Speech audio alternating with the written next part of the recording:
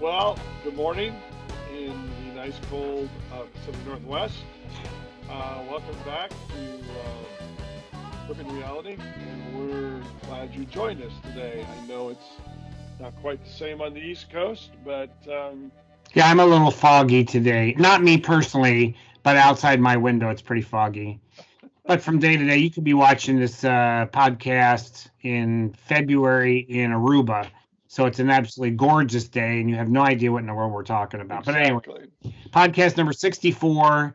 This is the end of our first string of conversation on spiritual abuse in the church. Why is the church supposed to? What Jesus actually started was welcoming and engaging, seeking out those who are marginalized, giving them dignity and worth, not dwelling on their sin, not crushing people under the juggernaut of repentance and getting born again and all the kind of stuff that churches have come up with.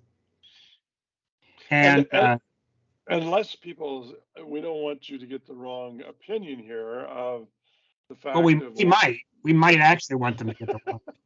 is Okay, that well, is that we're not trying to dilute or the character of God, or the sense that Jesus is my squeezy wheezy friend, or any of those kinds of things. So don't go running out screaming in the night, thinking that these two guys are, they just think that it's all about love, love, love, love, love.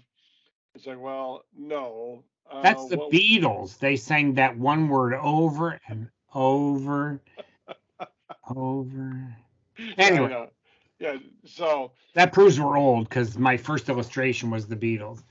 you're So right. the challenge I think we have is what Jesus, at least the way we read the Gospels, appears to us to be the antidote to spiritual abuse. Yes, Okay, it's exactly. actually the opposite of spiritual abuse. And the question is, if you don't have spiritual abuse, what's actually present? What's there that's positive? And because you can't teach or argue from a negative, what's Right. not there. So then there's nothing. It's absent if you simply take away spiritual abuse or control, the use of power over others' lives, which seems to my thinking essential and inherent in any human organization of two or more people. One will be a leader, one will be a follower. Right. Give it 10,000 people, 100,000 people, 10 million people.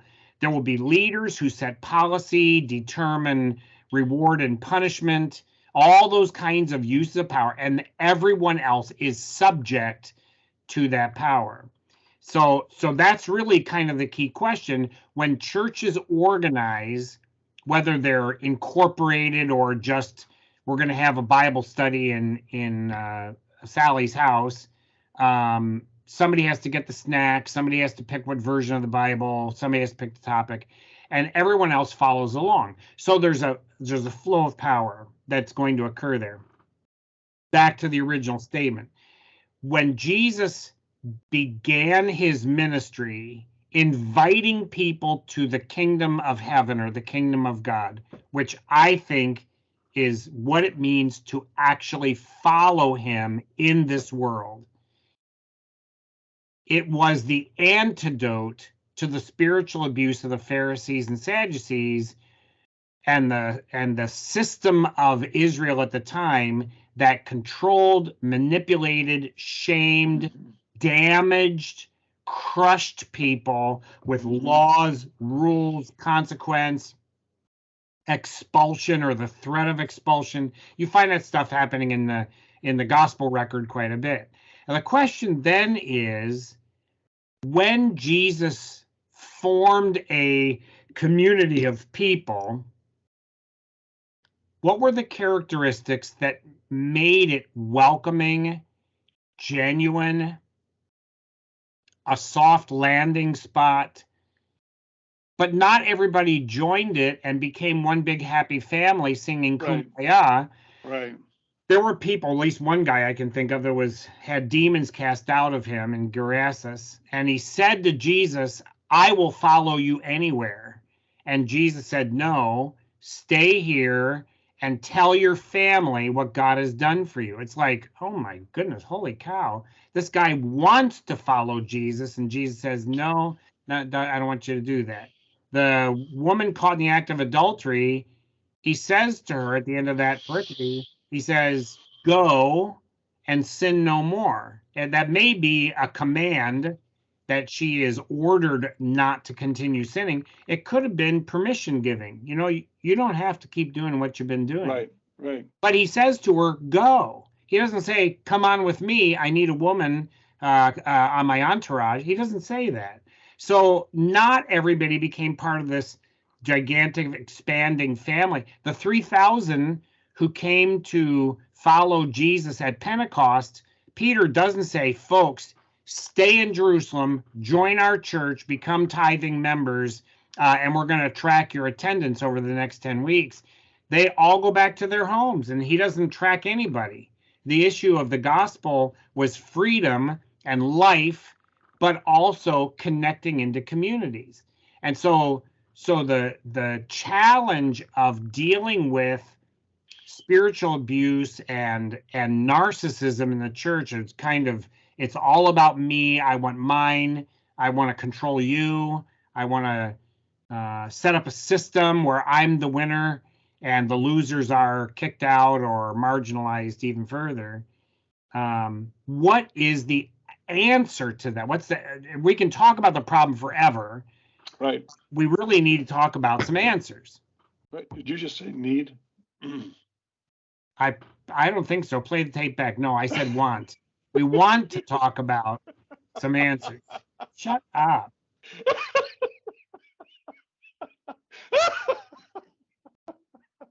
Did I ever say I have grandchildren? I got them all in my mind. Okay. Well, that It would behoove us yes, to behoove give some answers. behoove In my list of need, should, ought, and must, I do not include behoove. Okay, so let's behoove It's him. an acceptable word. It behooves us to provide some answers. Folks, if you're actually watching this on a regular basis, have a dictionary at one side and a thesaurus at the other, There you go. and that will help matters a great deal. Yes, yes. Um, Therein lies the great issue because what I think the first thing that I would suggest, we ask the two diagnostic questions when we do our trainings is what is this doing to you and what can you do about it? And I think we talked about this a little bit on the first podcast when we started this section. And part of what I see happening in so many settings with people within the church that they really are toxic environments. And They are and and it needs to be said, we yes, want to say it's not just the church. no, It's human right, organization. It is garden clubs and Rotary right. and politics. It is Senior Boy centers, Scouts, senior centers, yeah, euchre choirs. groups.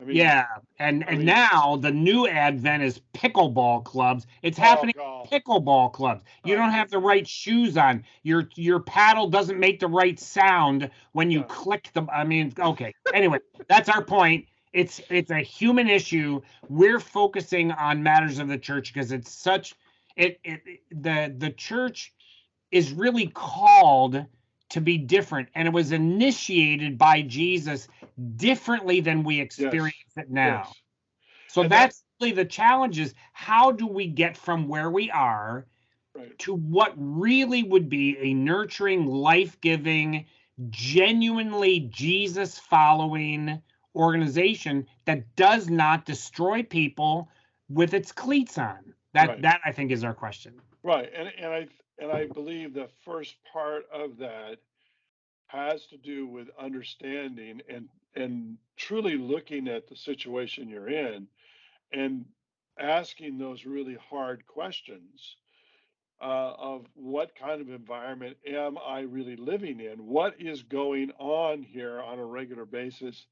And some of the dynamics may be just on a plain feeling level that you are walking away on Sunday morning after being there for 2, 3, 4 hours, whatever it is, either exhausted or just confused or or have this sense of, well, if I don't do all these things this next week, of dread because I was told I had to do this, this, and this, and this in order for That really me. has become an interesting model. I don't Yeah, preach in my church.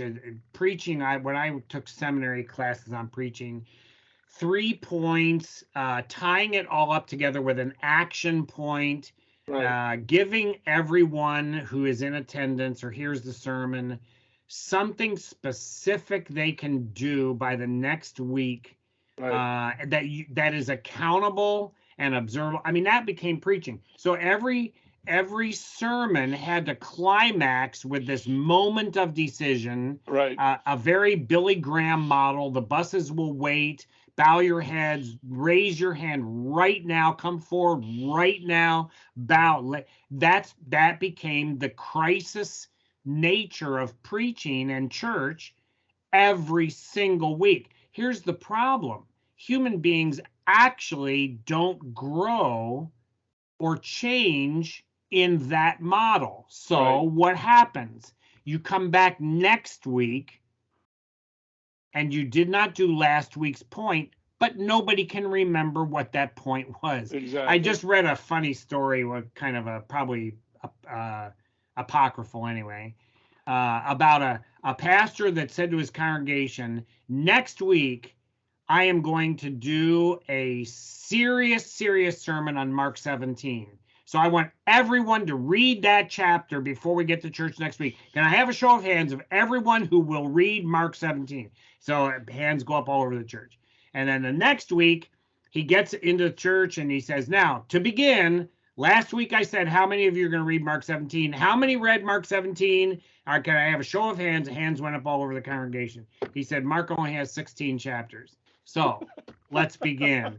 And and the problem is, the challenge is, the opportunity is, the gateway is, we really, human beings cannot function under that kind of crisis Right, mentality on a constant basis. that's right, That in and of itself is abusive. right. And And, the and that one secret side of abuse is it dulls your senses to real crisis. right, right, You come to a moment of crisis and say, it really is important for you to make a decision right now. And a person who's been cultivated in churchianity is going to say, okay, yeah. Pastor said that last week. I'll raise my hand. And I have absolutely no intention of doing anything about it. right, But then a crisis really does happen. right, right. As in, excuse me, but COVID. And then, Good and then what? example. And then what happens? I mean, we watched churches that were, you and I both did, observed from across the country. We watched churches that were all about following the 15 steps literally come apart because they no longer had the platforms. They no longer Right. had the bodies. They no longer had the people they could control until they could get. I mean, then they figured it out. Okay, more of the problem. So, So the answers. answers. I mean, I think first off is that it's a bit of diagnostic. As I was saying earlier, is what kind of environment and what is it that are you really living in a dysfunctional or spiritual abuse control type church? And one of the key ways you can find out very quickly, though it may be costly, which fortunately or unfortunately Mike and I both really believe in, and I lovingly say you ask the right wrong questions. And so you start engaging your thinking process biblically of what you're hearing and what people are telling you, and then ask some very real questions about when you're going, now, wait a minute, how is it we're sitting here And I mean, this is an example, and I've experienced this in my own life personally, is that how is it I'm sitting here and I'm listening to you tell me first off in the first 5 minutes that we're to be a missional church, and then for the next 30, 40 minutes, you're railing against a subgroup sociologically within our culture about how awful all this is and all the different things we need to be able to, and the word is need here being coming from the speaker, we need to do to combat all this evil and all these evil people. I think you're talking about a specific anecdote, a situation that most people don't really experience on a regular basis. I know But what you're talking about.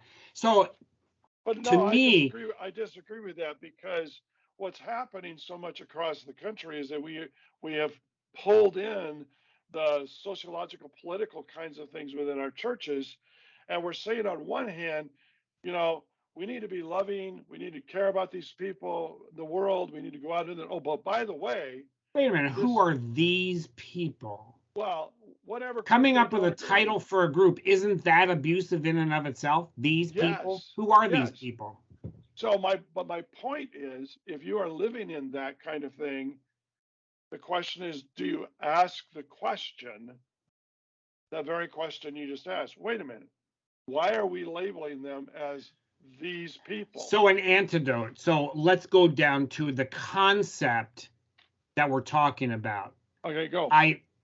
I think I want to propose that an aspect of the antidote is the permission to ask legitimate questions Yes, about that's right. what's going on and what is it really doing to you. Right. So I have been in services, and I have not been in every one of 300,000 churches across the United States. I have been in services where we're singing a worship song and the leader will say, folks, Jesus wants you to raise your hands to him in glory and honor. Raise your hands right now. And it's like, is Jesus actually asking me to do that? Is that how does Jesus ask to be able to formulate a question? Wait a minute. If I was a hand raiser, my hands would already be up. If I'm not a hand raiser, Jesus, he's going to say something to me, but to say it through the leader, that guy is looking for the sea of hands waving back and Right. forth that Right. creates energy in the room. That think, wait a minute, why is this happening? Right. In a community, everyone doesn't do the same thing all the time. It's how they treat one another.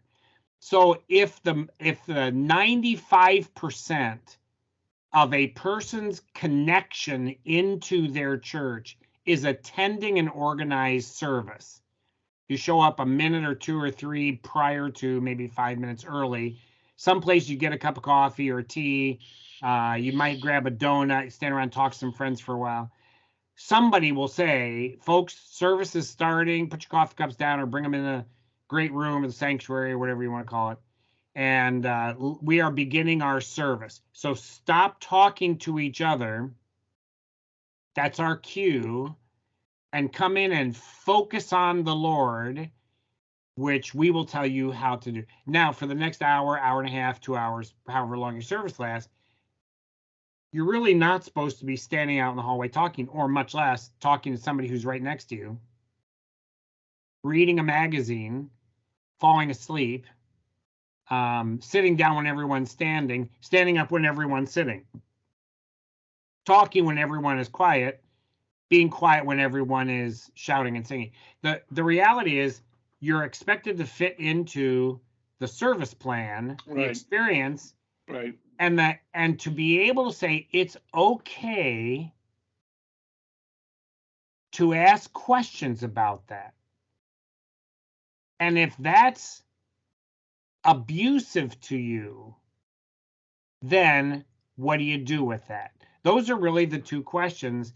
And what we're proposing is it is legitimate and healing to ask those questions and search for honest answers. Right. That what Jesus did was he created an environment that people coming to him could investigate, what is life doing to me? What is religion doing to me? What is God doing to me? What am I doing to me? What is my family doing to me? And what do I do with that? And so in the way I read the Gospels, Jesus created an environment at which that was possible. Right. So I think one step is the permission, giving yourself permission to ask legitimate and honest questions about what's going on and what is it doing to you. And the second question is, what do I do with that? Right.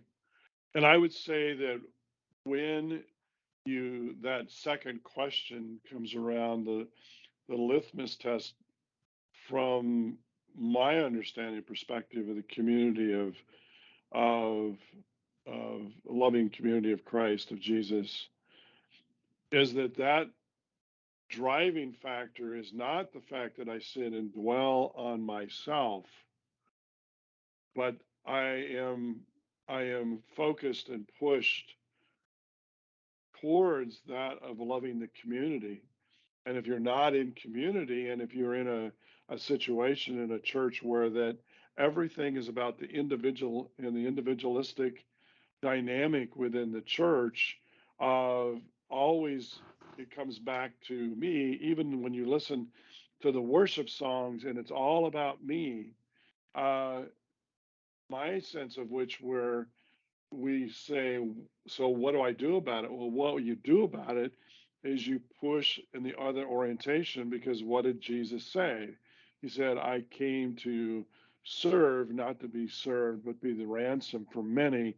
And in that context of everything you see within the Gospels, he was serving other people, loving them, people that the control freaks of the day, if you will, the spiritual abusers of the day, absolutely went ballistic because uh, he wasn't hanging out with the right people.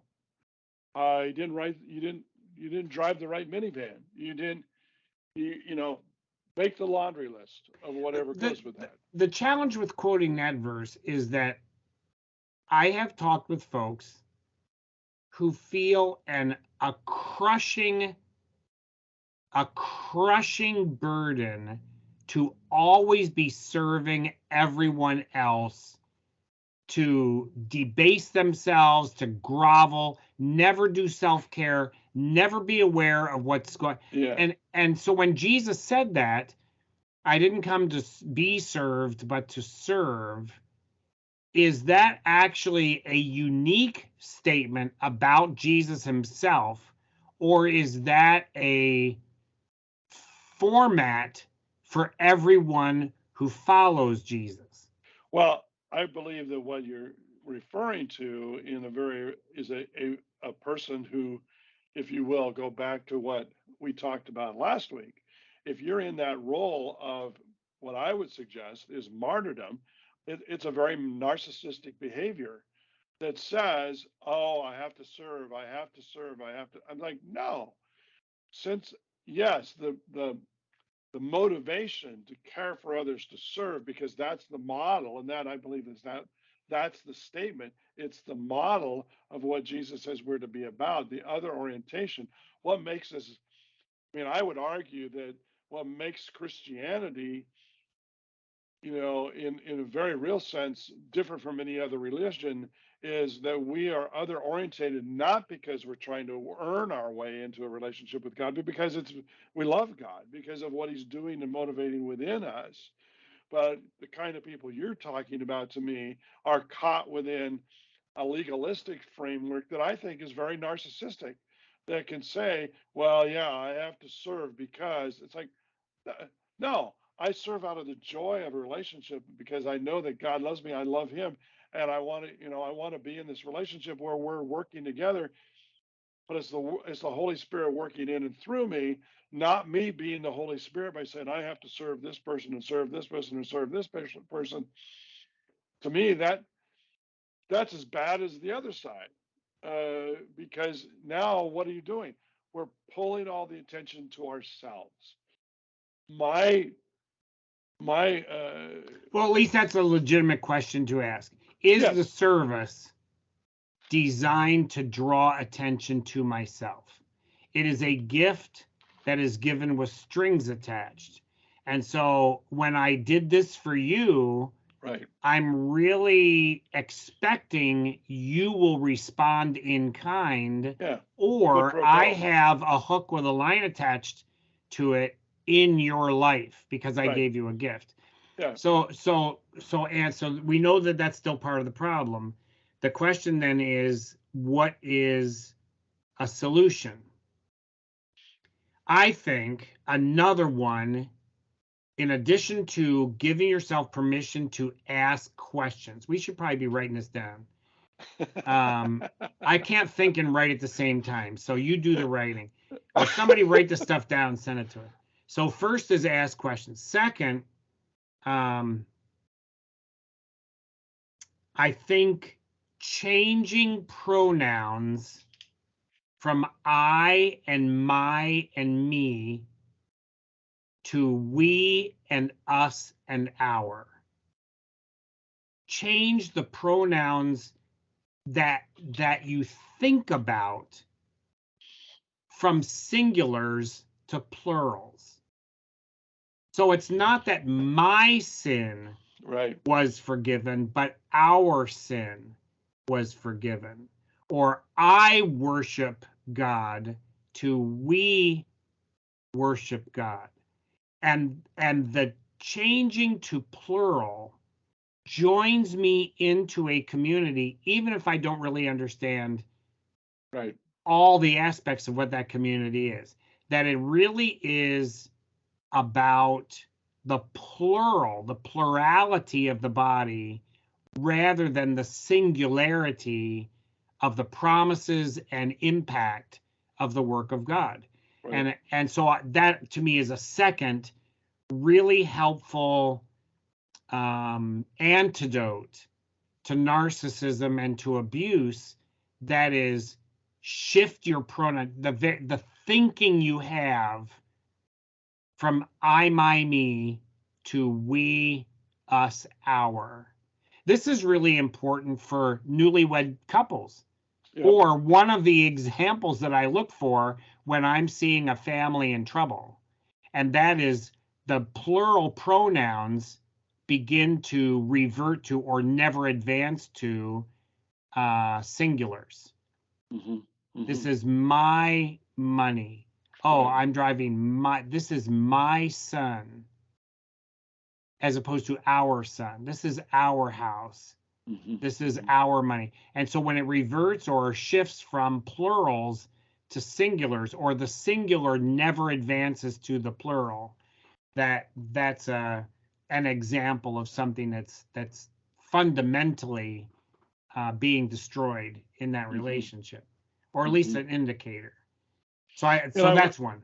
yeah, no, and I would agree with that from the standpoint of community is about us. Um, then I think you have we have a dynamic that happens is okay, how do we define community at this level that is functional, that is dynamic, that is a Jesus community that is not about control and power and those kinds of things. Um, because I think when we try to control and program, I mean, I'm not against programs, but to me, it's when we try to control a program, the work of the Holy Spirit is the day we get ourselves into a place that we're we're we're putting we're putting ourselves in a place of control that was not meant to be. But what's interesting is if you read the big scope of Jesus' ministry, paying attention to, so to speak, the numbers of his followers, there is a flow at which it starts out really small, really 1, 3, 5, Right, 7, 8, 12. And then there's eventually 72 that get sent out, and then there's hundreds, and then there's throngs of people, and then it ebbs away. That's one of the things that people just miss entirely right, about the gospel record of the life of Jesus, and that is the thousands and thousands stopped following him and turned away because they weren't getting what they wanted right, out of the Messiah. And at one point, Jesus says to the 12 that are left closest around him, "Are you guys going to leave me too?" And Peter speaks for the group and says, "No, we've left everything to follow you. Where would we go? We're going to stay with you." And even then, Judas was going to leave the group. right, So they weren't done losing people. right, And at the cross, everyone left except John. Peter right, at a distance, everyone else walked away. And so the challenge then is, what does that actually mean in our mini churches, our regular churches, our mega churches, and the super maxi churches, and denominations, and the worldwide movement of the church? What does it mean for that? The numbers are not really essential right, to the community, to what it right, means to be a follower of Jesus. The struggle then is, if you have a few hundred people that are somehow connected, if you don't run a program, how will people engage and have the tools or means to grow? How do you do that? right, Otherwise, you just say it's, well, whatever happens, que sera, sera, it's whatever is going to be is going to be. And I don't really have a plan. I don't. So you're planning to fail. I mean, all the business terminology comes in. You right, gotta. right, That's what John Wesley's whole renewal of England was about. Was form groups of 10, and every time there's 10 people, one's the leader, and you keep forming groups of 10 and keep multiplying groups of 10 because right, 10 was the effective small group. And so community. So you have uh, uh, the small group experience and the community, the large group celebration. All that business terminology has come into the church and didn't creep into the church. It rushed headlong into the church. right, exactly. Now it's virtually impossible to think about the church except in its programs. Right, What's the music like? How big is the sanctuary? What is the what are the sermons about? Do you have small groups? Are there classes for children? What do we do for follow-up? How do we do an organized outreach? When are we having our next dinner? They're all programs. All of it. All of those things are programs. So right, asking questions, I think, is part. Changing singulars to plurals is part. The last thing I can think of, at least for this session, we maybe want to pick some of these things up later, that I thought of even while we didn't script this all out beforehand. We're kind of thinking on the fly here. We're just asking you. I mean, be sure to get a cup of coffee and come join us, because that's what yeah, this podcast isn't a college course. no, It's just two guys it's a talking conversation that we have. and Yeah, having people come in. Anyway, so the third point, don't tell me what it is. I don't know. Oh, You're the is the a specific act of let go. And this sounds really odd. I haven't thought of this all the way through. Let go of everything outside of yourself. Maybe the way to say it is, add sentence to your sentences, for me. So somebody comes in that you encounter, and that person is gay. Let go of the judgment. But there's Bible verses. I understand that. There's Bible verses about wearing blended fabric. There's Bible verses about eating shellfish. There are Bible verses about homosexuality. Mostly are misunderstood. They're misapplied. But from your perspective, for you, let that go. That person's a human being. And just, okay, the person's black. They're from a different socioeconomic level. They're from a different educational level. They are from a different political stance. You meet somebody, you're a diehard Republican, the person is Democrat, and they believe in abortion on demand. Can you let that go? And there are people who say, no, I can't. I won't. I cannot embrace somebody who claims to be a follower of Jesus and wants to murder babies. Okay, that's not the issue that's at stake here. But between you and another human being who has a pronounced difference, can you let go for a greater good? Mm-hmm. That is real. I'm not saying this is easy. It is not easy. You're young, somebody who's 30 or 40 years older than you, radically different life experiences. And their position in life, their view of themselves and reality is significantly different from you. I think building community is centered on, not hinged on, that's at the edge. It is centered on your letting those things go and connecting with the human being in front of you. The human being is not summed up as a Democrat, a Republican, a wealthy person, a poor person, an educated person, an ignorant person, a male, a female, a black, a white, a brown. Those are not essential to the person. The person's, and that is really hard to do for the sake of community. Right. To be able to say, I know what I believe, I know where I stand for me. Right. And I think it comes back to the what I lovingly call the Jesus biblical admonition of 1A and 1B, and that is love the Lord your God with all your heart, soul, mind, and strength, and love your neighbor as yourself. And it doesn't say love your neighbor only if he has the same positions as you have, or love the person next to you only because they agree with you. And you're absolutely correct from the standpoint that is a very difficult thing to do. It is.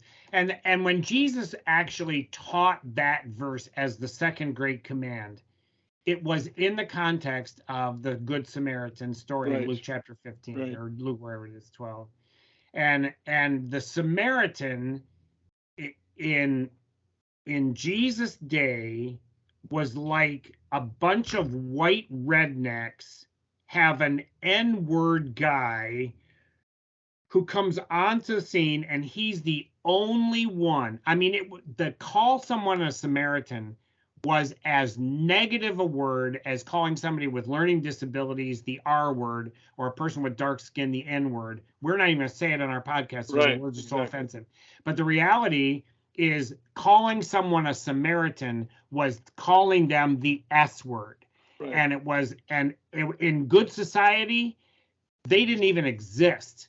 And when Jesus told that story, he is saying, okay, imagine you're a Nazi, and imagine a Jew comes along, or you are a white supremacist, and imagine a black person comes along, or you are a whatever, and someone so offensive to you, so absolutely blood-curdling, horrible, animal below humanity comes along, and that's the person that cleans the wounds, brings the person to an inn, and actually pays out of his own pocket for everything to be done, and checks in on him later to make sure. Who was the neighbor? And it's like it's like you can't answer that question. It's like that is not fair because the one person who is neighbor is you can't even that's what Jesus was saying. Exactly. Love your neighbor as As yourself yourself. actually means. Right. So you put it into terms of you guys are all Republicans and you have a young Republican society, and a girl who's actually had 3 abortions comes in and says, I believe abortion on demand is really health care for women, and blah, and you say, there is no way we can accept somebody like that, because that is so horrific, that is so absolutely disgusting. And Jesus says, but who is the neighbor here? Right. Right. Exactly. That's really, and this is hard stuff. Yeah. But I think Yeah. to deal with the abuse that occurs, asking legitimate questions, changing your pronouns from singulars to plurals, inclusive words, that is very, very hard to do. And dropping the rejection and determining an inclusion for the sake of the person, not their views, not their lifestyle, not their similarities. Those, to me, are 3 actual suggestions that I think will deal with some of this abuse. And then, if you're feeling abused, manipulated, controlled, you've been hurt, there are wounds, and sounds really strange, get out of that place. Yes, exactly. Get out of that place. Get your children out of that place. Get your spouse out of that place. Get your parents out of that place. Because the nature of human institutions is a flow of power. And when the power can be benign, it can be good, but it can also be destructive, hurtful. And what we're saying is ask questions about that, create a sense of inclusive community with how you think, and let go of the things that truly are less important than the individual before you. And I would, as we close out here, I want to make one last comment in regards to that your last point. And I believe that where we struggle as a culture, because it's kind of my thing as a sociologist, is the loss of dignity of human sacredness. And so, if there was anything I would suggest from a spiritual standpoint of renewal in people's lives at that point, is that aspect of realizing that the person in front of you, regardless of where they are on the sociological ladder or their views, they are still a person that is sacred, that deserves dignity, and to be treated in such a way as you would like to be treated yourself, as a sacred entity and someone with dignity. And that begins to change your mind as you begin to view them, because it's like, wait a minute, we're both created by the same God. And He has given us that same sacredness and that same dignity. And by the way, in our perspective and our understanding of how this works in relationship, He desires to have a relationship with everyone, not just with me. And so that begins to change that motif, if you will, in our mind. But we have wandered so much. And I would also say that that's one of the things that I would say is a litmus test. If you're looking, I agree with Mike. If you're in an abusive situation, one of the questions you can ask is, does my church value the sacredness of individuals and give them dignity, regardless of who they are, what their belief structure, their political or whatever kind of structures are? Is that the kind of church of which I'm attending, or is this an abusive church? And if it is, please get out. Just get out, because it's not going to change at that level if that's what's okay. So our final word is not going to be get out; it's actually get in. And that is get into a community that is life-giving, whether they have organized programs who cares or not. It might be beneficial for you to be in a structured program driven thing. But whether it is or is not, get into something that Right. gives life, that really does sit at the feet of Jesus, and when he gets up and walks like Jesus. Right. That's really the challenge of today's world, Right. not just in terms of religion, in business, in all relationships, in education, to be able to walk the way Jesus walked has nothing to do with establishing a religion. Right. And so we're saying not just get out, we're saying get in. Exactly. Well, this has been a great conversation. So this is West Coast Mike. Yeah, with an Reality. I. With You an have to I. say that with an I. I'm with an East I. Coast Mike, and I has spelled Mike with a Y. So if you want to get in contact with us, you can contact us at Email Mike at grippingreality.com.